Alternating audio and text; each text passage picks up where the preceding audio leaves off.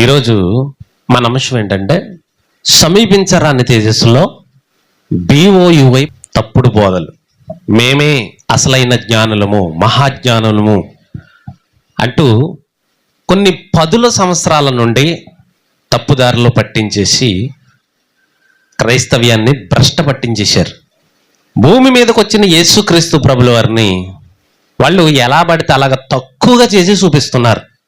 యేసుక్రీస్తు ప్రభువారు ఏమంటున్నారంటే, నేను తండ్రితో సమానం రా నాయన, తండ్రి నేను ఒక్కటే, ఆయన నేను చెప్పండి ఒక్కటే, మేము కలిసే ఉన్నాం, మేము సమానం అని ఆయన చెప్తుంటే వీళ్ళు అంటారు, లేదు లేదు లేదు అలాగేం కాదు, తండ్రే పెద్ద దేవుడు, నువ్వు చిన్న దేవుడివి, నువ్వు పుట్టినోడివి, నీ స్థానం ఎక్కడంటే తండ్రి అయిన దేవుని పాదాల దగ్గర అని మాట్లాడుతున్నారు.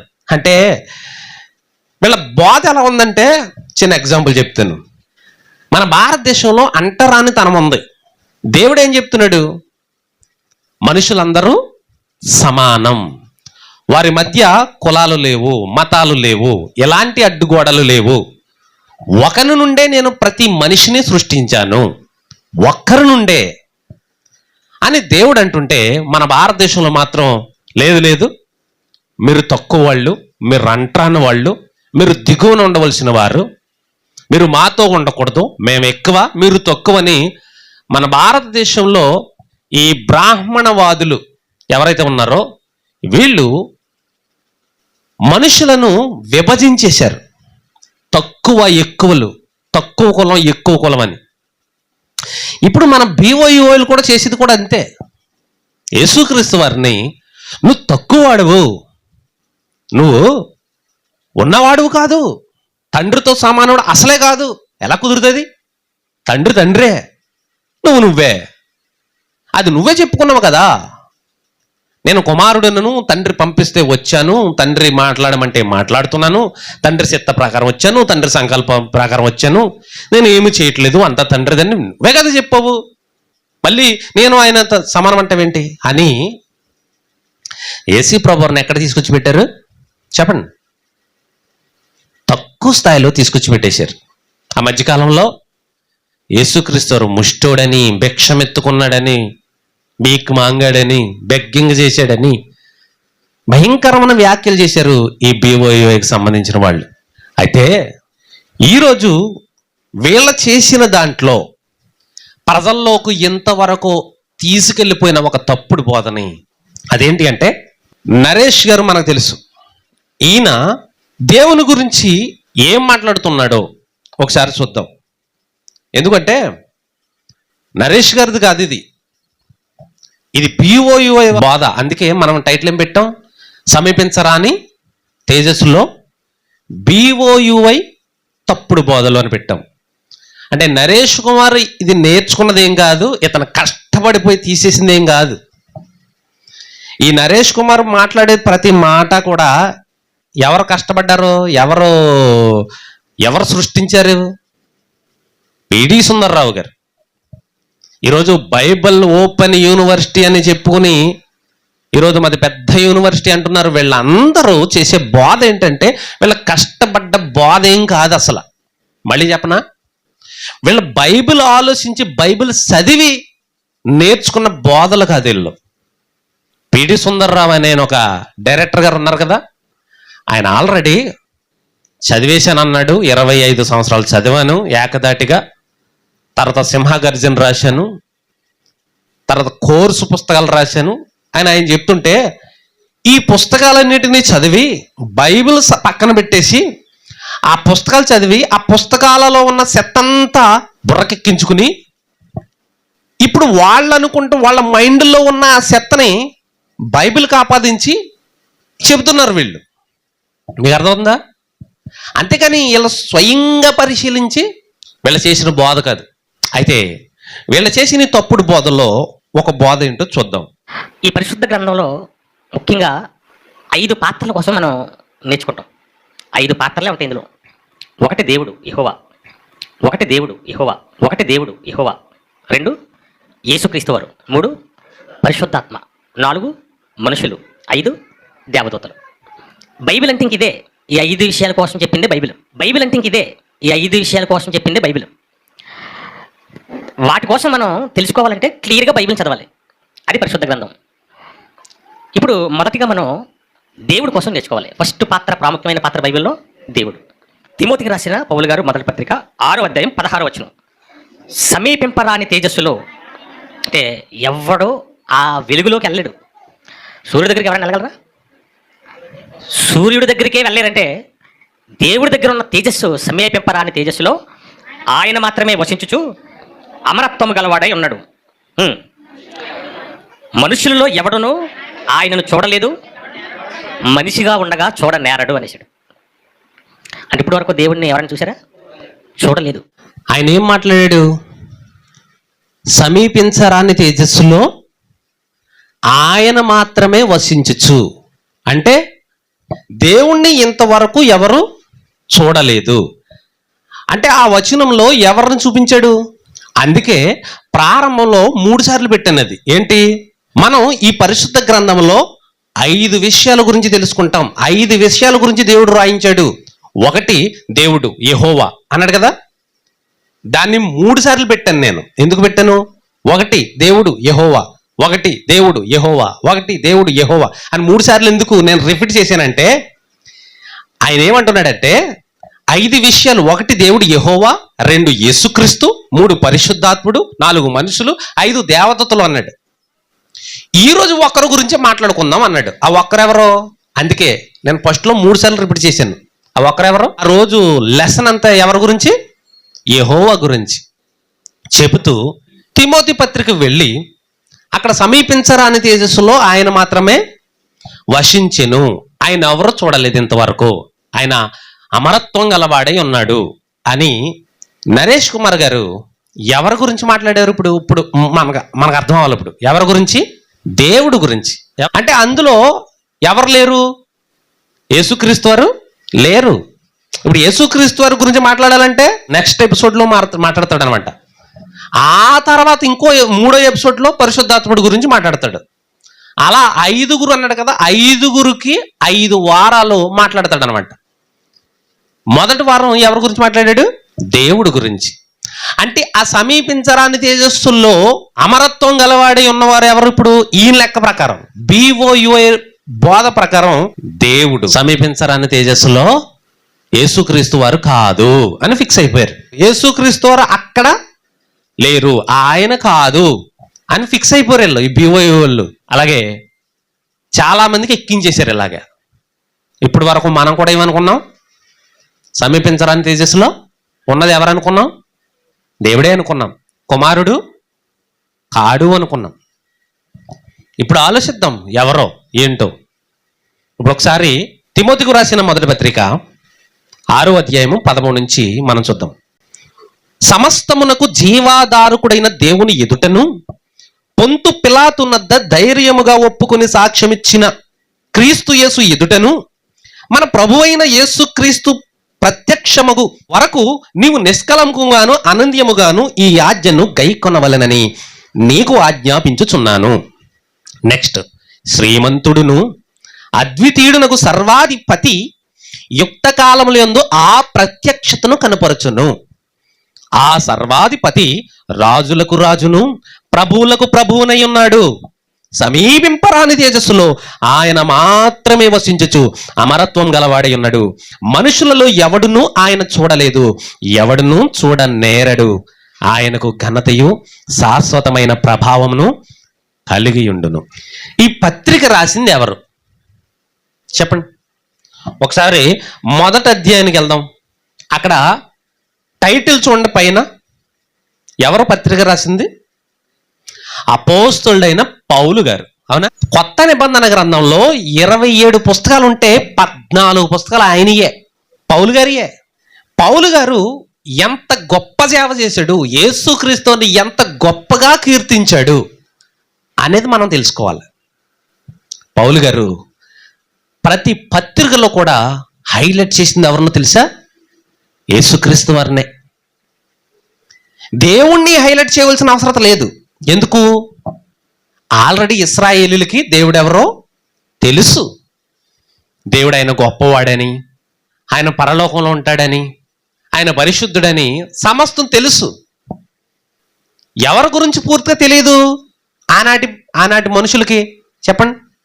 యేసుక్రీస్తు వారి గురించి తెలియదు. యేసుక్రీస్తు వారు అంటే ఒక మనిషిని, యేసుక్రీస్తు వారు అంటే వడ్రంగి పని చేసుకునేవాడని, యేసుక్రీస్తు వారు అంటే మరియమ్మ కొడుకని, యేసుక్రీస్తు వారు అంటే భూమి మీద మనతోనే తిరిగినవాడని అందరూ చెప్పుకుంటుంటే, ఆయన గురించి గళమెత్తి గట్టిగా, ఒరే నాయనా, ఆయన ఎవరో మీకు తెలీదు, ఆయన ఎవరో మీకు తెలీదు అని చెప్పి తన పత్రికలో తన స్టైల్లో యేసుక్రీస్తుని ఒక్క రకంగా హైలైట్ చేసాడు. ప్రతి పత్రికల్లో ఉదాహరణకి రోమిలకు రాసిన పత్రిక స్పీడ్గా తీయండి. 9వ అధ్యాయము 5వ వచనం. పితరులు వీరివారు, శరీరమును బట్టి క్రీస్తు వీరిలో పుట్టెను. ఈ క్రీస్తు, ఈయన సర్వాధికారి అయిన దేవుడయ్యుండి నిరంతరము స్తోత్రార్హుడై ఉన్నాడు. అంటే యేసుక్రీస్తు వారిని రోమాపత్రికల్లో యేసుక్రీస్తు వారిని రోమిలకి ఎలా పరిచయం చేస్తున్నాడు యేసుప్రభు వారిని? చెప్పండి. సర్వాధికారి అయిన దేవుడు. తక్కువ అంచనేస్తున్నారు బాబు ఆయన్ని. ఏదో వచ్చాడు, భూమి మీదకి వచ్చాడు, చిన్న దేవుడు, కుమారుడు అనుకుంటున్నారు మీరు. కాదు, ఆయన సర్వాధికారి అయిన దేవుడు అన్నాడు. ఇక ఫిలిప్పీ పత్రికలో కూడా ఆయన ఏమన్నాడు ఒకసారి చూద్దాం. 2వ అధ్యాయము 6వ వచనం. ఆయన దేవుని స్వరూపము కలిగిన వాడయ్యుండి దేవునితో సమానముగా ఉండుట విడిచిపెట్టకూడని భాగ్యమని. దేవునితో సమానముగా విడిచిపెట్టకూడటి భాగ్యము. అంటే పౌలు గారు ఫిలిప్పీ పత్రికలో యేసుప్రభువుని ఎలా చూపిస్తున్నాడు చెప్పండి. ఇప్పుడు నేను ఎవరి గురించి మాట్లాడుతున్నాను? BOUYలో ఉన్న నరేష్ కుమార్ BOUYలో యేసుక్రీస్తు వారిని చిన్నగా చూపించారు. యేసుక్రీస్తు వారిని చిన్న దేవుడుగా, ఇంకా గట్టిగా మాట్లాడితే నిత్య జీవం ఆయన భిక్ష అడిగితే వచ్చిందని చెప్పి బాగా చిన్నగా చూపించారు. పౌలు గారు ఎలా చూపిస్తున్నాడు ఇప్పుడు చెప్పండి. తీతుకు రాసిన పత్రిక 2వ అధ్యాయము 13. అనగా మహాదేవుడును మన రక్షకుడైన యేసుక్రీస్తు ప్రభువుల వారిని ఎలా చూపిస్తున్నాడు పౌలు? మహాదేవుడు అంట. మరి తండ్రి ఎవరు? ఆయన మహాదేవుడే. మనం ఎవరి గురించి వచ్చాం ఇప్పుడు? సమీపించరాని తేజస్సులో ఉన్నది ఎవరన్నారు? దేవుడు. అంటే అక్కడ క్రీస్తు కాదు, తండ్రి అయిన దేవుడు అని వీళ్ళ ఉద్దేశం. ఆ దేవుడు క్రీస్తని ఎవరు చెప్తున్నారు? పౌలు గారు చెప్తున్నారు. మనం ఏం నేర్చుకుంటున్నాం? పౌలు గారు యేసుక్రీస్తు వారు చనిపోయి తిరిగి లేచి పరలోకానికి వెళ్ళిపోయిన తరువాత క్రీస్తు సాక్షిగా క్రైస్తవుడిగా మారాడు. పోనీ యేసుక్రీస్తు వారు బ్రతికుండగా పౌలు గారు పత్రికలు రాస్తే అప్పుడు యేసుక్రీస్తు వారు భూమి మీదే ఉన్నాడు కాబట్టి సమీపించరాని తేజస్సులో ఉన్నది ఎవరు అనొచ్చు? అప్పుడు యేసుక్రీస్తు వారు పక్క ఊర్లో వాకింగ్ చెప్తున్నారు. ఎవరు? యేసుక్రీస్తు వారు పక్క ఊర్లో వాకింగ్ చెప్తాడు. బతికే ఉన్నాడు ఆయన. ఇంకా అప్పటికి ఇంకా శిలువ మరణం అవ్వలేదు. పక్క ఊర్లో వాకింగ్ చెప్తున్నాడు. ఈ ఊర్లో పౌలు గారు యేసుప్రభువు వారి గురించి ప్రకటిస్తున్నాడు. ఆయన గురించి ఈయన.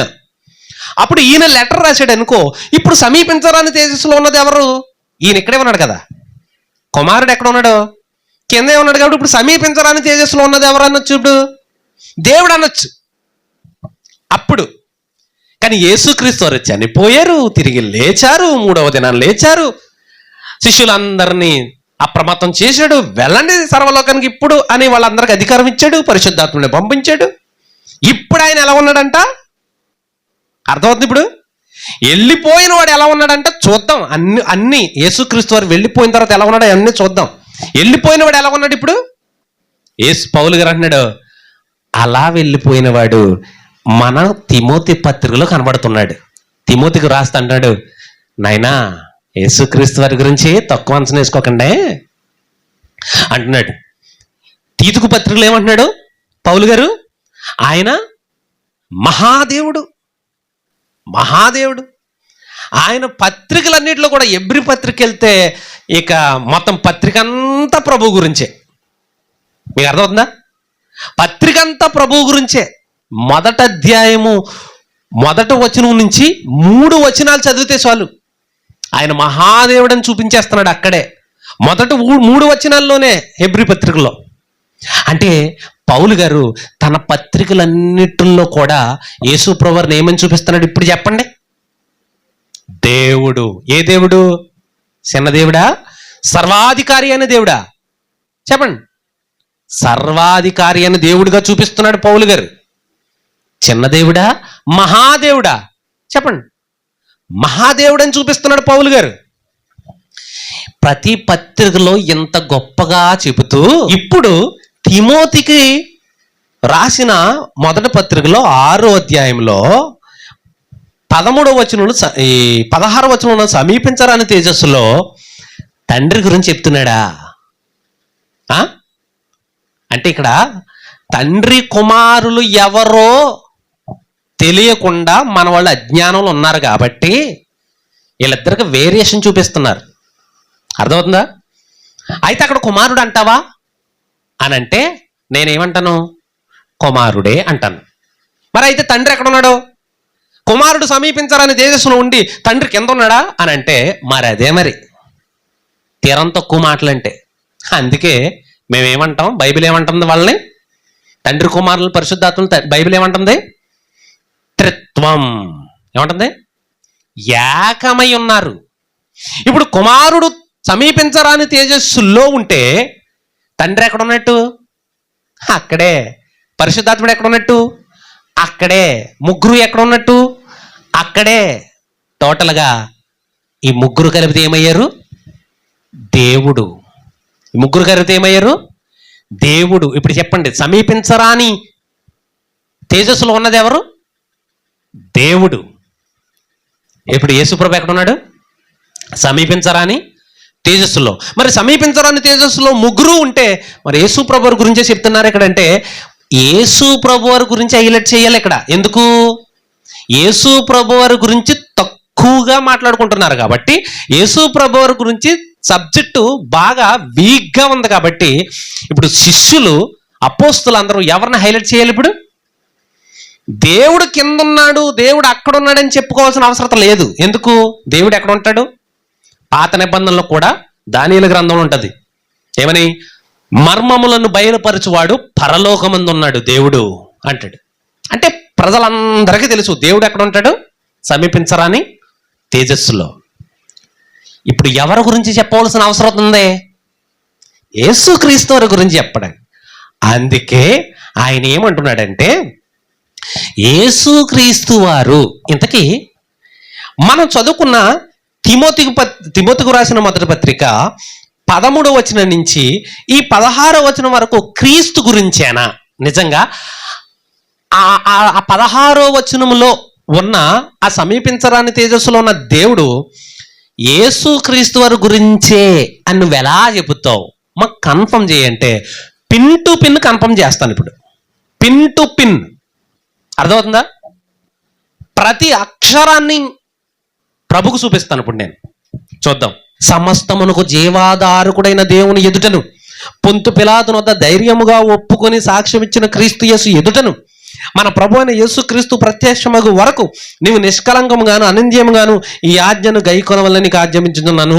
ఇప్పుడు చెప్తున్నాడు ఆ రాబోతున్నవాడు ఎవరు?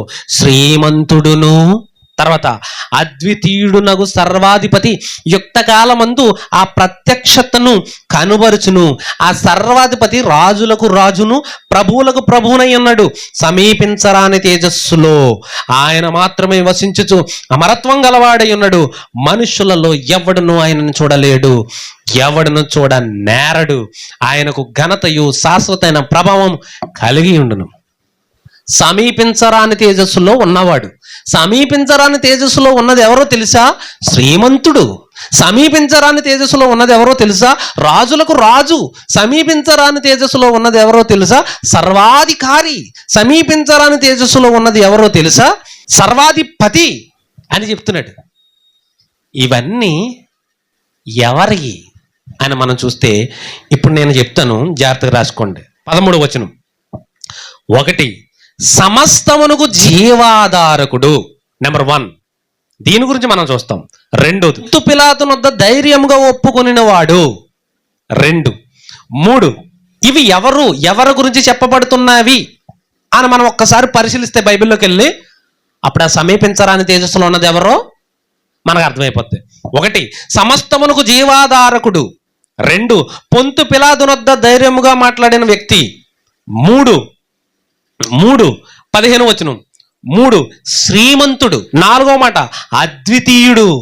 5వ మాట సర్వాధిపతి. 6వ మాట రాజులకు రాజు, ప్రభువులకు ప్రభువు. ఎన్నొచ్చాయి? 6 మాటలు వచ్చాయి. ఇప్పుడు ఒక్కొక్క మాట గురించి మనం చూద్దాం, ఎవరో తేలిపోద్ది. స్పీడ్కి వెళ్దాం. మొదటిది సమస్తమునకు ఆధారభూతుడు, సమస్తమునకు జీవాధారకుడు. మనకు తెలుసు యోహాను సువార్త 14వ అధ్యాయంలో నేనే మార్గం, నేనే సత్యం, నేనే జీవం అన్నది ఎవరు చెప్పండి? యేసుక్రీస్తు. అంటే జీవాధారకుడిలో జీవం ఎవరు? యేసుక్రీస్తు. ఇప్పుడు ఆధారకుడు కావాలి కదా. కొలసీలకు రాసిన పత్రిక 1వ అధ్యాయము 17వ వచనం 14వ వచనం చూద్దాం. ఆ కుమారుని యందు మనకు విమోచనము అనగా పాప క్షమాపణ కలుగుచున్నది. ఎవరి యందు? ఆ కుమారుని యందు. ఆ కుమారుడు ఎవరు చెప్పండి? ఇప్పుడు యేసుక్రీస్తు వారు. ఆయన అదృశ్య దేవుని స్వరూపి అయి. ఎవరైనా? యేసుక్రీస్తు వారు. ఇప్పుడు 17వ వచనం చూడండి. ఆయన మళ్ళీ ఎవరు? ఇప్పుడు ఈయన యేసుక్రీస్తు వారే. మన యేసుక్రీస్తు వారి గురించే మాట్లాడుకున్నాం ఇప్పుడు కానీ యేసుక్రీస్తు వారు. ఆయన అన్నిటికంటే ముందుగా ఉన్నవాడు, ఆయనే సమస్తమునకు ఆధారభూతుడు. ఇప్పుడు చెప్పండి, మొదటి మాట ఏంటి? మనం అనుకున్న దాంట్లో మన లిస్టులో మొదటి మాట ఏంటి? ఇందాక తిమోతికి వ్రాసిన పత్రికలో 13 నుంచి మనం చూసినప్పుడు ఇలా గుర్తుంచు. ఒకసారి నాకు చూడండి. ఫస్ట్ మాట సమస్తమునకు జీవాధారకుడు, అందులో ఉన్న మాటలు. 2ది పొంతు పిలాతు దగ్గర మాట్లాడిన వ్యక్తి. 3 శ్రీమంతుడు. 4 అద్వితీయుడు. 5 సర్వాధిపతి. 6 రాజులకు రాజు, ప్రభులకు ప్రభు. ఇప్పుడు అందులో మొదటి మాట సర్వాధిక జీవాధారకుడు, సమస్తమునకు జీవాధారకుడు అని చూసాం మనం. ఎవరు సమస్తానికి జీవాధారకుడు అని అంటే జీవము యేసుక్రీస్తు వారే, జీవ ఆధారభూతుడు కూడా ఎవరు? యేసుక్రీస్తు వారే. అంటే మొదటి మాటలో ఆన్సర్ ఎవరు చెప్పండి? క్లియరా? ఇప్పుడు 2వ మాటకి వెళ్దాం. పొంతు పిలాతు. ఇప్పుడు యోహాను సువార్త 18వ అధ్యాయము 33వ వచనం చూద్దాం. పిలాతు తిరిగి అధికార మందిరంలో ప్రవేశించి యేసును పిలిపించి, ఈ పొంతు పిలాతు ఎవరిని పిలిచాడంట? యేసును పిలిపించి. అప్పటికి సిలువ వేయడానికి ప్లానింగ్లు జరుగుతున్నాయి. యేసును పిలిపించి యూదుల రాజు నీవేనా అని ఆయన అడుగగా, యేసు నీ అంతట నీవే ఈ మాట అనుచున్నావా, లేక ఇతరులు నీతో నన్ను గూర్చి ఇది చెప్పిరా అని అడిగాను. అందుకు పిలాతు, నేను యూదుడనా ఏమి? నీ సర్వజనము ప్రధాన యాజకులను నిన్ను నాకు అప్పగించిరి కదా, నీవేమి చేసిదు అని అడుగగా, యేసు నా రాజ్యము ఈ లోక సంబంధమైనది కాదు. నా రాజ్యము ఈ లోక సంబంధమైనదైతే నేను యూదులకు అప్పగింపబడకుండానట్లు నా సేవకులు పోరాడుదురు గాని నా రాజ్యము ఇహ సంబంధమైనది కాదని. ఇంకా ఏం చెప్పాడు? కిందకు వచ్చినప్పటికీ మళ్ళీ అడుగుతున్నాడు. అందుకు పిలాతు, నువ్వు రాజువా అని ఆయన అడిగినందుకు యేసు, ఎస్ నువ్వు అన్నట్టే, నేను రాజునే. సత్యమును గూర్చి సాక్ష్యం ఇచ్చుటకు నేను పుట్టి తిని. ఎలా మాట్లాడాడు యేసు ప్రభువారు పొంతు పిలాతు దగ్గర? ఇప్పుడు రండి తిమోతికి రాసిన పత్రిక. ఇప్పుడు పొంతు పిలాతు దగ్గర ధైర్యముగా ఒప్పుకొని సాక్ష్యం ఇచ్చింది ఎవరు? 2 మాటలు కూడా యేసుక్రీస్తు. ఇప్పుడు 3వ మాటకి వెళ్తున్నాం. ఏంటది? శ్రీమంతుడు. ఎవరు? 15వ వచనం మొదటి మాట. శ్రీమంతుడును అద్వితీయుడునకు సర్వాధిపతి యుక్త కాలమందు ఆ ప్రత్యక్షత కనబరుచును.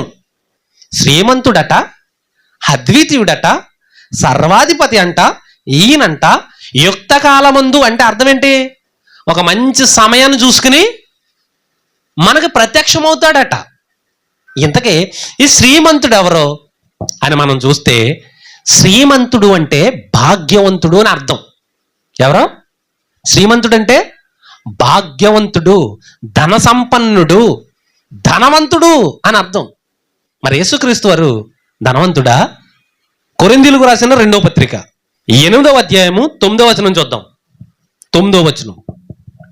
మీరు మన ప్రభు అయిన యేసు క్రీస్తు కృపను ఎరుగుదురు కదా.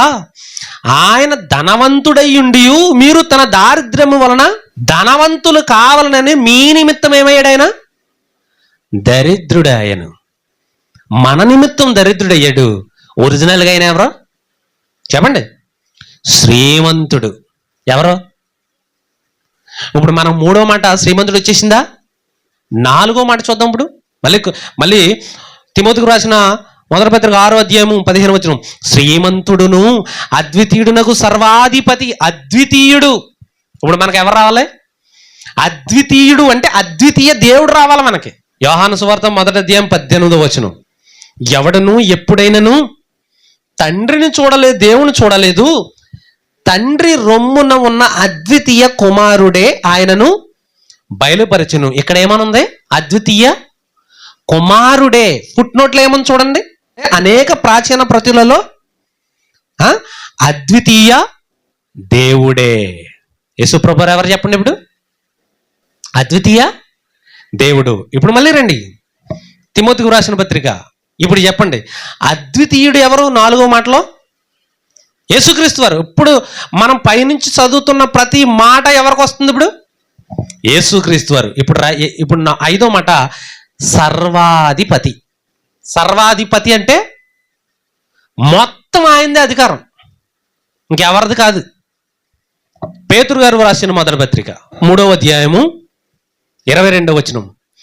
ఆయన పరలోకమునకు వెళ్ళి దూతల మీదను అధికారుల మీదను శక్తుల మీదను అధికారము పొందినవాడే దేవుని కుడి పార్శ్వమున ఎక్కడున్నాడు?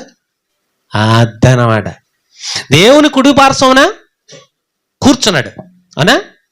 ఇంకో మాట చూద్దామా? ఏం చూస్తున్నాం మనం? సర్వాధిపతి. అవునా? రోమిలకు రాసిన పత్రిక 9వ అధ్యాయం 5వ వచనంలో పితరులు వీరువారు శరీరం బట్టి క్రీస్తు వీరిలో పుట్టెను. ఈయన సర్వాధికారి అయిన దేవుడు. ఎవరంటే ఈయన? సర్వాధికారి అయిన దేవుడు. ఇంకొక మాట చూద్దాం. పాత నిబంధనలో దానియేలు గ్రంథానికి వెళ్దాం ఒకసారి. చాలా ఉన్నాయి కానీ మనకు టైం సరిపోదు కనుక పాత నిబంధనలో ఒక్క మాట చూసి వచ్చేద్దాం. దానియేలు గ్రంథము 7వ అధ్యాయము 14వ వచనం. 14. సకల జనులను ఒకసారి 13 నుంచి చూద్దాం. 13 నుంచి చూస్తే మనకి అక్కడ వ్యక్తి ఎవరో మనకు అర్థమవుతుంది.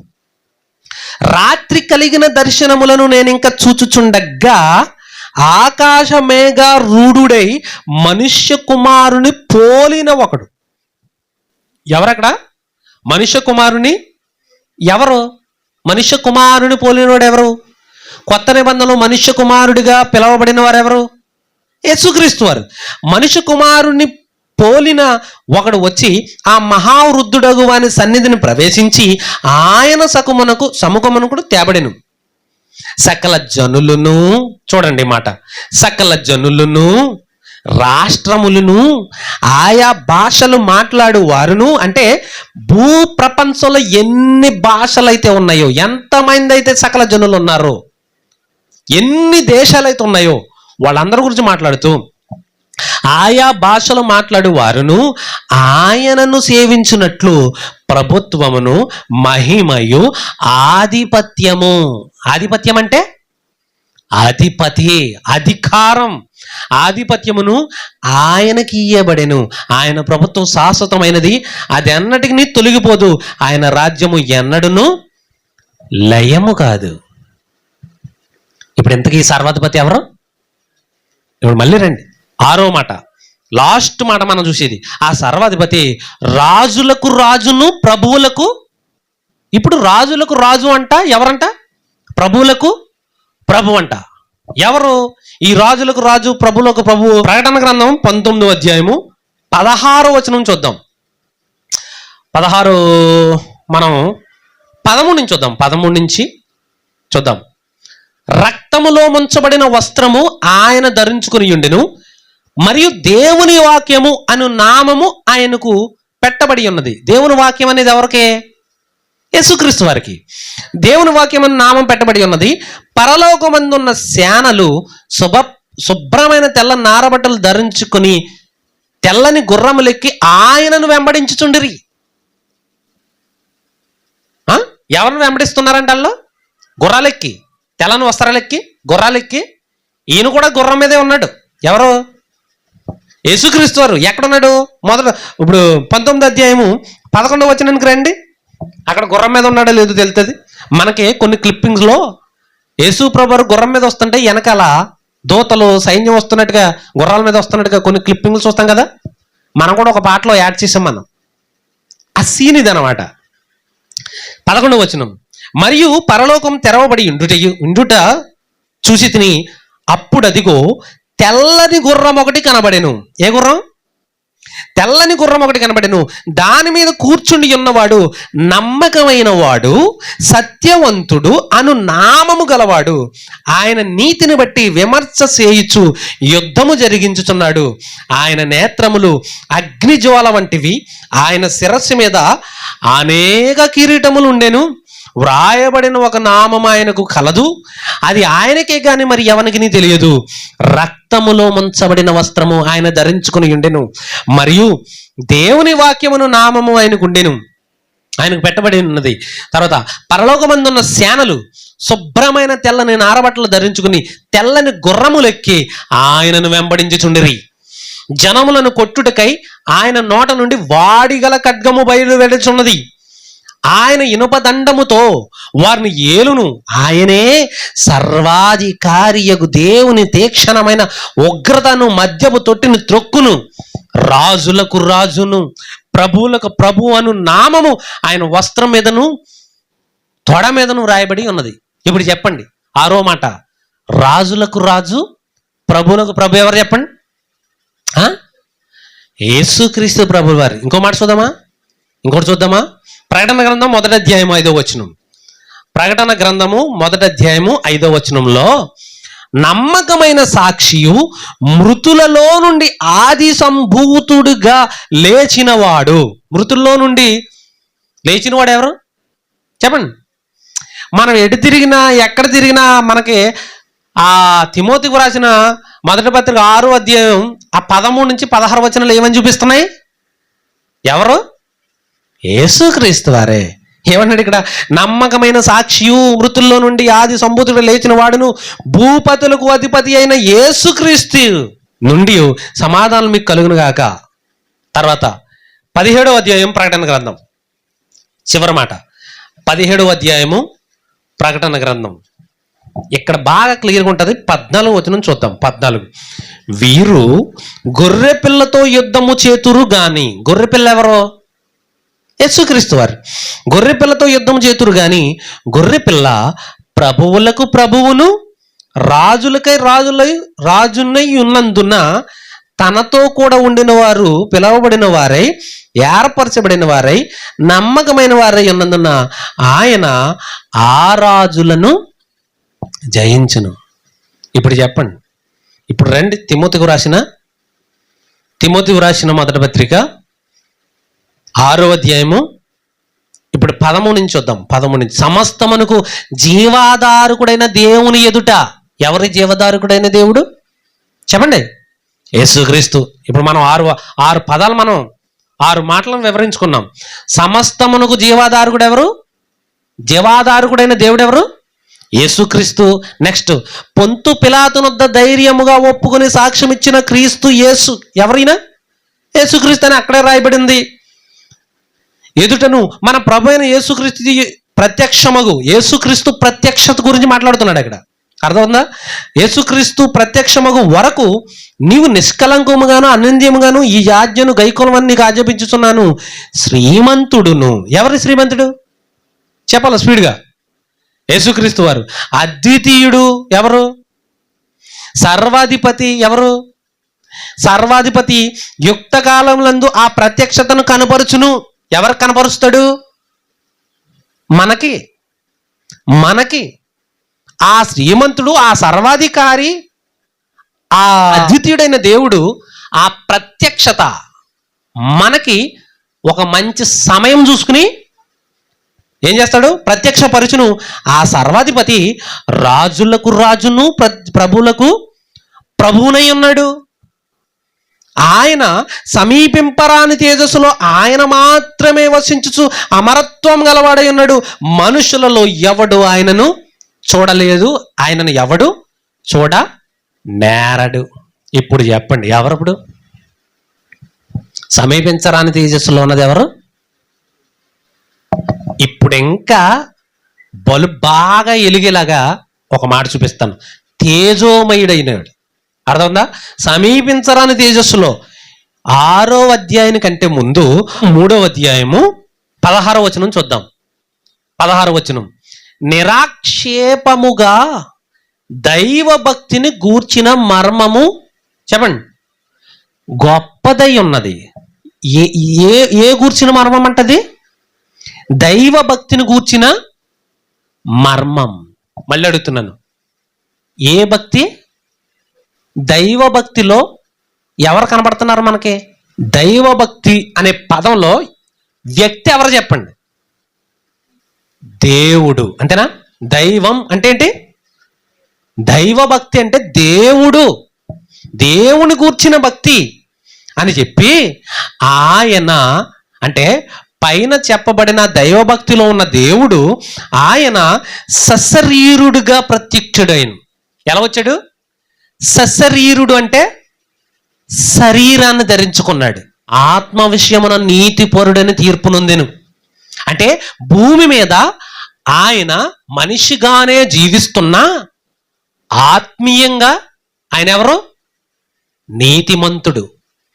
శరీరమేమో పాప శరీరకరం, ఆత్మపరంగా ఎవరైనా నీతిమంతుడు. అంటే ఆయన మనలాంటి శరీరం ధరించుకున్నాడు కానీ ఆయన ఏ పాపము చేయలేదు. నీతిమంతుడు అని తీర్పు పొందాడు. దేవదూతలకు కనబడ్డాడు. దేవదూతలకు ఎక్కడ కనబడ్డాడు అది తర్వాత మాట్లాడుకుందాం. తర్వాత రక్షకుడని జనములలో ప్రకటింపబడ్డాడు. యేసుక్రీస్తు వారి గురించి ఏమని పిలుచుకున్నారు జనులు? రక్షకుడైన యేసుక్రీస్తు. మన రక్షకుడును మన ప్రభు అయిన యేసుక్రీస్తు మన లోక రక్షకుడు, పాపుల రక్షకుడు. అదిగో దేవుని గొర్రెపిల్ల అన్నాడు యోహాను, బాప్తిస్మిచ్చి యోహాను. అదిగో దేవుని గొర్రెపిల్ల, లోక పాపములను మోసుకొని పోవచ్చున్న దేవుని గొర్రెపిల్ల. అంటే యేసుక్రీస్తు వారు శరీరంతో సశరీరుడిగా ప్రత్యక్షమయ్యాడు. ఆయన ఆ దేవుడు సశరీరుడిగా ప్రత్యక్షమయ్యాడు. నెక్స్ట్ నీతిపరుడని తీర్పు పొందాడు. నెక్స్ట్ దేవదూతలకు కనబడ్డాడు. నెక్స్ట్ జనము రక్షకుడని జనంలో ప్రకటింపబడ్డాడు. నెక్స్ట్ లోకమందు నమ్మబడ్డాడు. మొత్తం ఏమని? ఆయన రక్షకుడని లోకమంతా నమ్మబడ్డారు, లోకమంతా నమ్మింది. ఇప్పుడు చూడండి, చనిపోయి తిరిగి లేచి ఆరోహణుడై ఏమయ్యాడు? ఆరోహణుడై తేజోమయుడయ్యను. ఎవరు ఆరోహణుడై ఏమయ్యాడు? తేజోమయుడై, ఆరోహణుడై తేజో. ఇప్పుడు రండి, సమీపింపరాని తేజస్సులో తేజోమైన వాడెవరు? యేసుక్రీస్తు. సమీపించరాని తేజస్సులో తేజోమయుడయ్యాడు ఈయన. సమీపింపరాని తేజస్సులో ఆయన మాత్రమే వసించుచు. ఆయన మాత్రమే అంటే అర్థం ఏంటి? ఆయన మాత్రమే అంటే అర్థం ఏంటి? యేసుక్రీస్తు మాత్రమే, తండ్రి కాదు, పరిశుద్ధాత్ముడు కాదు అని కాదు అక్కడ అర్థం. ఇక్కడ భూమి మీద ఆయన సశరీరుడుగా వచ్చి చేయవలసిన కార్యక్రమాలన్నీ చేసి వెళ్ళిపోయి ఆయన తండ్రిలోని పరిశుద్ధాత్మతో లీనమైపోయాడు. ఇప్పుడు అక్కడ ఉన్నది ఎవరు? దేవుడు. దేవుడు అంటే త్రిత్వమై ఉన్న దేవుడు, ముగ్గురు కలిసి ఉన్న దేవుడు. ఇప్పుడు అక్కడ ఉన్నది ఎవరు? ఆయన మాత్రమే. అంటే ఆయన అంటే ఎవరు? దేవుడు, త్రిత్వమై ఉన్న దేవుడు, తండ్రి అయిన దేవుడు, కుమారుడైన యేసుక్రీస్తు ప్రభుల వారు, పరిశుద్ధాత్మ దేవుడు. త్రిత్వమై ఉన్న ఆ దేవుడు సమీపించరాని తేజస్సులో ఆయన మాత్రమే వసించుచున్నాడు. ఆయన మాత్రమే వసించుచున్నాడు. మీకు అర్థమవుతుందా? పౌలు గారు ఎంత హైలైట్ చేసి చెప్పింది ఎవరి గురించి? యేసు ప్రభుల వారి గురించి. అంటే యేసు ప్రభు అంటే ఎవరు? ఇప్పుడు దేవుడు, ఉన్నవాడు, యెహోవా. ఎవరు? దేవుడిలో ముగ్గురు, ఉన్నవాడిలో ముగ్గురు, యెహోవాలో చెప్పండి ముగ్గురు. యెహోవా అన్న, దేవుడు అన్న, ఉన్నవాడు అన్న చెప్పండి, ఈ ముగ్గురు ఒక్కలే. ఈ ఒక్కరిలో తండ్రి, కుమార, పరిశుద్ధాత్ములు ఉన్నారా? మీకు అర్థమవుతుందా? మనకిక్కడ పైనుంచి మనం చదువుకుంటున్న ఈ పదాలన్నీ ఎవరికి సింక్ అయ్యాయి? యేసుక్రీస్తు వారు. సర్వాధికారి అయిన దేవుడు, శ్రీమంతుడు, అద్వితీయుడు, సర్వాధిపతి, రాజులకు రాజు, ఇవన్నీ ఎవరికి సింక్ అయ్యాయి? యేసుక్రీస్తు వారికి. ఈయన సమీపించరాని తేజస్సులో ఆయన మాత్రమే, యేసుక్రీస్తు వారు మాత్రమే అని అంటే దేవుడు మాత్రమే ఉన్నాడు అక్కడ. అందులో యేసుక్రీస్తు వారు కిందుండి దేవుడు మాత్రమే ఉన్నాడని లేదు అక్కడ. ఉన్నదే దేవుడు అక్కడ. అంటే ఒక్క మాటలో చెప్పాలంటే తండ్రి, కుమార, పరిశుద్ధాత్మునిలో నుండి విడిపోయి వచ్చి ఈ భూమి మీదకి రావాలంటే ఆ ఆత్మ, ఆ దేవుని ఆత్మ, దేవుడు ఆత్మయ్య ఉన్నాడు. ఆత్మయ్య ఉన్న ఆ దేవునిలో బహుళత్వం ఉంది. యోహాను సువార్తలో దేవుడు ఆత్మ గనుక ఆయన ఆరాధించేవారు ఆత్మతోనూ సత్యంతోనూ ఆరాధించాలి. అంటే ఆ ఆత్మయ్య ఉన్న దేవునిలో బహుళత్వం ఉంది. తండ్రి, కుమార, పరిశుద్ధాత్మలు అనేవాళ్ళు ఉన్నారు. కాబట్టి ఈ భూమి మీదకి కుమారుడిగా, అంటే అంత అమరత్వం కలిగిన ఆత్మ, అంత భీకరమైన దేవుడు ఈ భూమి మీదకి రాగలుగుతాడా? చెప్పండి. రాలేడు. అవునా? ఆయనలో నుండి ఒక భాగం ఎక్కడికి వచ్చింది? భూమి మీదకి వచ్చింది. ఆయనలో నుండి. అంటే దేవుడు ఈ భూమి మీదకి రావాలంటే తనను తాను ఏం చేసుకోవాలి? తగ్గిపోయి రావాలి. అలాగైతేనే భూమి మీదకి రాగలుగుతాడు. ఆయన ఉన్న పానంగా ఆయన ఎలా ఉన్నాడో అలా రాలేడు. తగ్గిపోయి రావాలి. అది కూడా ఎలా రావాలి? మన పాపములను పరిహరించడానికి మన నిమిత్తము మన స్థాయికి దిగిపోవాలి. అంటే ఆ మహాత్మలో నుండి ఒక చిన్న భాగం ఏమైంది? యేసుక్రీస్తు వారిగా భూమి మీదకి వచ్చింది. ఆ సంకల్పం కంప్లీట్ చేసేసిన తర్వాత మళ్ళీ ఏమైంది? ఆ భాగం మళ్ళీ ఎక్కడికి వెళ్ళిపోయింది? మళ్ళీ తండ్రిలోకి. తండ్రి అంటేది ఆ పెద్ద ఆత్మే. తండ్రి అంటే ఆ గంభీరమైన ఆ అమరత్వం కలిగిన ఆత్మే తండ్రి. అందులోంచి భూమి మీదకి వచ్చిందే ఒక చిన్న భాగం. ఆ చిన్న భాగం తిరిగి సంకల్పాన్ని కంప్లీట్ చేసుకుని ఎక్కడికి వెళ్ళిపోయింది? మళ్ళీ వెళ్ళిపోయి మళ్ళీ ఆ భాగంలోకి వెళ్ళిపోయింది. అంటే యేసుక్రీస్తు, తండ్రి, పరిశుద్ధాత్ముడు ముగ్గురు ఏమై ఉన్నారు? ఇప్పుడు ఒక్క ఆత్మలోనే విలీనమైపోయి ఉన్నారు. అవునా? మిక్స్డ్గా ఉన్నారు. అవసరాలను బట్టి మళ్ళీ వాళ్ళ మన కోసం ఏమవుతారు? పరిశుద్ధాత్ముడు ఉన్నాడు. ఆయన ఒక చిన్న భాగం. ఎందులో? అందులోంచి చిన్న భాగం అంటే చిన్న భాగముగా వస్తున్నాడు ఇక్కడికి. ఎందుకు చిన్న భాగం అంటే? అదిగో చిన్న భాగం అంటున్నారు మీరు అనకూడదు. కుమారుడు కూడా ఈ భూమి మీదకి రావాలంటే తగ్గించుకుని వచ్చాడు. నిజంగా యేసుక్రీస్తు వారు ఆత్మగా ఎక్కడ? పరలోకంలో తండ్రి, కుమార, పరిశుద్ధాత్మలు కలిసిన ఆత్మగా ఉన్నప్పుడు ఎవరు వీళ్ళు? గంభీరం. నరేష్ కూడా అన్నాడు, మనం ఆ ఆత్మ గురించి మనకు తెలీదు, మనం మాట్లాడుకోలేమన్నాడు కదా. అలాగా గంభీరముగా ఉన్నాడు, అమరత్వం కలిగి ఉన్నాడు. సమీపించరాని తేజస్సులో ఆయన ఆత్మను ఎవరు కొలవలేరు. ఎంత ఉంటారు ఏంటని చెప్పలేం. కానీ మనం భూమి మీదకి రావాలంటే ఏం చేయాలి?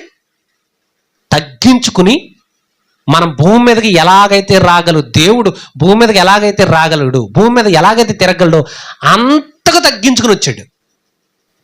మళ్ళీ వెళ్ళిపోయినప్పుడు ఎలాగ వెళ్ళిపోయాడు? మళ్ళీ అమరత్వంలో కలిసిపోయాడు. మీకు అర్థమవుతుందా? మళ్ళా సమీపించడానికి తేజస్సులోకి, ఆ అమరత్వంలోకి, ఆ ఆత్మలోనికి ఏమయ్యాడు? కలిసిపోయాడు. పరిశుద్ధాత్ముడు కూడా మనకు సహాయం చేయడానికి పరిశుద్ధాత్ముడు ఆ ఆత్మలోంచి విభాగింపబడి మరల భూమి మీదకు వచ్చి అక్కడ అమరత్వం గలవాళ్ళు, అక్కడ భీకరమైన ఆత్మ మన కోసం తగ్గించుకుని ఈ భూమి మీదకు వచ్చి మనకు సహాయం చేస్తూ మళ్ళీ వెళ్ళిపోతూ మళ్ళీ ఎవరిలో కలిసిపోతున్నారు? తండ్రి అయిన దేవుడు అని అంటే ఆ పెద్ద ఆత్మ. కుమారుడు అంటే అందులోంచి విడిపోయి మన కోసం తగ్గించుకుని వచ్చినవాడు. మళ్ళీ వెళ్ళిపోతే అక్కడ మళ్ళీ అదే స్థితి. అర్థమవుతుందా? అందుకే యోహాను సువార్తలో 17వ అధ్యాయంలో అంటాడు, తండ్రి మునుపు నీ యొద్ద నాకు ఏ మహిమ ఉండునో మళ్ళీ ఆ మహిమే నాకు ఇయ్యంటే అర్థం ఏంటి? భూమి మీద ఎలాగైతే నేను ఒక మనిషిగా తిరిగానో అక్కడ కూడా నన్ను అలా ఉంచాను కాదు. తిరిగి మళ్ళీ వెనక్కి వెళ్ళిపోయిన తర్వాత మళ్ళీ అందులో పెద్ద ఆత్మగా అందులో విలీనం అయిపోతాడు. ఎవరో? యేసుక్రీస్తు ఆత్మగా, ఒక మహాశక్తిగా అందులో విలీనం అయిపోతాడు. మళ్ళీ భూమి మీదకి రావాలంటే మళ్ళీ తగ్గించుకు రావాలి. ఎందుకు? ఇప్పుడు నేను ఉన్నాను, ఇంత పెద్ద ఆకారం కలిగిన వాడిని. ఒక చిన్న అగ్గిపెట్లోకి వెళ్ళాలంటే నేను ఏమైపోవాలి? నాకు శక్తులు ఉండాలి. నాకు శక్తులుండి ఒక చిన్న మనిషిని అయిపోవాలి, బాగా నల్లగా చిన్న మనిషిని అయిపోతే అప్పుడు అగ్గిపెట్లో పెడుతుంది. అగ్గిపెట్టి కాకుండా ఇంకా చిన్న వస్తువు ఏముంది? ఇంకా అగ్గిపెట్టి కంటే ఇంకా చిన్న వస్తువు, సూక్ష్మ వస్తువు ఉందనుకో, అందులోకి నేను వెళ్ళాలంటే ఇంకా నేనేమైపోవాలి? ఇంకా తగ్గిపోవాలి నేను. అంటే పరలోకంలో ఉన్న ఆ అమరత్వం కలిగిన ఆ భీకరమైన దేవుని ఆత్మ, యోహాను సువార్తలో చెప్పబడినట్లుగా దేవుడు ఆత్మ గనుక ఆయన ఆరాధించేవారు ఆత్మతో సత్యంతో. అంటే భీకరమైన ఆత్మలో నుండి ఒక భాగం కుమారుడుగా భూమి మీదకి వచ్చింది. ఒక భాగం పరిశుద్ధాత్మగా తగ్గించుకుని వచ్చిన వాళ్ళు. నిజంగా వీళ్ళు పరిశుద్ధాత్ముడు కానీ యేసుక్రీస్తు వారు కానీ మన భూమి మీదకి రావడానికి తగ్గించుకున్నారు. మేము తగ్గించుకోమంటే వాళ్ళు రాలేరు. నేను అగ్గిపెట్టిలోకి పట్టాలంటే నేను తగ్గించుకోకపోతే నేను అగ్గిపెట్టిలో పట్టలేను. యేసుప్రభు వారు ఖచ్చితంగా భూమి మీదకి రావాలి, పని ఉంది. ఎలా రావాలి? ఆయన ఉన్నట్టుగానే వచ్చేస్తే కుదురుతుందా? అందుకే ఆయనలోంచి ఒక ఆత్మ విభాగింపబడి తల్లి గర్భంలోకి వచ్చి చెప్పండి ఒక మనిషిగా తిరిగింది. మళ్ళీ వెళ్ళిపోయి సమీపించరాని తేజస్సులో అమరత్వం గలవే తేజోమయుడయ్యాడు. పరిశుద్ధాత్ముడు నేను వెళ్ళి మీ కొరకు ఆదరణకర్తను పంపిస్తానన్నాడు యేసుక్రీస్తు. పరిశుద్ధాత్ముడు కూడా ఎలా వచ్చాడు? అందులో ఒక ఆత్మ, అందులో ఒక చిన్న భాగముగా అయిపోయి భూమి మీదకి వచ్చి మనుషులందరినీ దేవుని కోసం సంసిద్ధపాటు చేస్తున్నాడు. పాపములను ఒప్పుకొన చేస్తున్నాడు పరిశుద్ధాత్ముడు. మనుషులలో సంచరిస్తున్నాడు. అంటే అంత భీకరము కలిగిన ఆ ఆత్మ, దేవుని యొక్క ఆత్మ మనలోనికి రావాలంటే మనం ఎంత చిన్న మనుషులు, మన హృదయంలోకి రావాలంటే మనం ఎంత, మన హృదయం ఎంత, అందులోకి రావాలంటే ఆ పరిశుద్ధాత్ముడు, భీకరమైన ఆ పరిశుద్ధాత్ముడు ఏమైపోవాలి? మన కోసం మన స్థాయికి దిగిపోయి మనకు సాయం చేయాలి. ఆయన యేసుక్రీస్తు వారు భీకరము కలిగిన ఆత్మ మన స్థాయికి దిగిపోయి మనకు సంకల్పాన్ని నెరవేర్చాలి. అర్థమవుతుందా? ఇప్పుడు వీళ్ళు పని పూర్తి చేసుకుని మళ్ళీ ఏమైపోతారు? ఎక్కడికి వెళ్ళి నేను అగ్గిపెట్టి నుంచి వచ్చేసిన తర్వాత ఏమైపోతాను? నేను మళ్ళీ మామూలు అయిపోతాను. అవునా? యేసుక్రీస్తు వారు పరిశుద్ధాత్ముడు భూమి మీద మన కోసం వారు తమంతట తాము తగ్గించుకుని వచ్చి మనకు సేవ చేసి మనలను ఆ ఆత్మ అసలైన సమీపించాలని తీసుకున్న అసలైన ఆత్మ ఉందే, ఆత్మలోనికి ఆత్మ దగ్గరకు చేర్చడానికి ఈ పరిశుద్ధాత్ముడు యేసుక్రీస్తు వారు మన కోసం పడిన కష్టం అది. మీకు అర్థమవుతుందా? ఇప్పుడు చెప్పండి, సమీపించరాని తేజస్సులో ఉన్నది ఎవరు? యేసుక్రీస్తు ప్రభుల వారు, తండ్రి అయిన దేవుడు, పరిశుద్ధాత్ముడు. మీకు అర్థమైందా? ఏకమై ఉన్నారు అంటే అర్థం ఏంటి? టోటల్ దేవుడు అంటే ఏంటి? ఆత్మ. ఈ ఆత్మలో ఎన్ని భాగాలు ఉన్నాయి చెప్పండి? 3 భాగాలు ఉన్నాయి. తండ్రి అయిన దేవుడు, కుమారుడైన దేవుడు, పరిశుద్ధాత్మ, దేవుడు. 3 భాగాలు ఉన్నాయి. 3 భాగాలు కలిసిన ఆత్మనే దేవుడు అంటారు. మీకు అర్థమైందా? ఇప్పుడు చెప్పండి, సమీపించరాని తేజస్సులో ఉన్నది ఎవరు? యేసుక్రీస్తు, దేవుడు. ఓకేనా? అప్పుడు యేసుక్రీస్తు వరకు ఎక్కడో వేరే లోకంలో ఉన్నాడు, తండ్రి సమీపించరాని లోకంలో ఉన్నాడు అని కాదు ఇక్కడ. మీకు అర్థమవుతుందా? అంటే వీళ్ళు చెప్పే బోధ ఏంటంటే దేవునికిని యేసుక్రీస్తు వరకు చాలా దూరం ఉంది అని అంటారు వీళ్ళు. దేవుడు సమీపించరాని తేజస్సులో ఉన్నాడు, ఆ టైంకి యేసుక్రీస్తు వారు ఎక్కడ ఉన్నాడు? పరలోకంలో ఉన్నాడు. అంటే పరలోకంలో యేసు ప్రభువారు ఉన్నారు, పరలోకానికి ఇంకా దాటేసి సమీపించరాని లోకం ఒకటి ఉంది, అక్కడ ఉన్నాడు తండ్రి. అక్కడికి యేసు ప్రభువారు కూడా చేరుకోలేడు. ఎవరు అంటే అర్థం ఏంటి? ఆయన మాత్రమే అంటే అర్థం ఏంటి? ఎవ్వరూ చేరుకోలేదు తండ్రి దగ్గరికి. కనీసం యేసు ప్రభువారు కూడా చేరుకోలేరు అని చెప్తారు వీళ్ళు. మనం ఏం చూసాం ఇప్పుడు? యేసు ప్రభువారు చేరుకోవడం కాదు, అసలు యేసు ప్రభువారే అందులో ఉన్నది. ఎందులో? సమీపించరాని తేజస్సులో ఉన్నది యేసు ప్రభువారే, దేవుడే. ఆ దేవునిలో ఉన్న బహుళత్వమే సమీపించరాని తేజస్సులో ఉంది. ఇక్కడ మీరు విడగొట్టకూడదు. ఆయన చనిపోక ముందు విడగొట్టినట్లుగా చనిపోయిన తర్వాత కూడా విడగొట్టకూడదు. ఎవరిని? తండ్రి, కుమార, పరిశుద్ధాత్మని విడగొట్టకూడదు. ముగ్గురిని సమానంగా చూడాలి. ముగ్గురు కలిసి ఏకమై సమీపించరాని తేజస్సులో ఉన్నారు. అయితే మనకి ఇక్కడ పౌలు గారు ఏం చెప్తున్నాడు? సర్వాధికారి, శ్రీమంతుడు, ఇవన్నీ ఎవరు అని అంటే యేసు ప్రభు అంటే దేవుడు అని అర్థం. ఎవరు? దేవుడు అంటే యేసు ప్రభు, యేసు ప్రభు అంటే దేవుడు. తండ్రి అయిన దేవుడు దేవుడు, యేసు ప్రభు దేవుడు, పరిశుద్ధాత్ముడు దేవుడు, ముగ్గురు కలిసి దేవుడు. ఈ దేవుడు శ్రీమంతుడై ఉన్నాడు, ఈ దేవుడు సమీపించరాని తేజస్సులో ఉన్నాడు. మంచిది.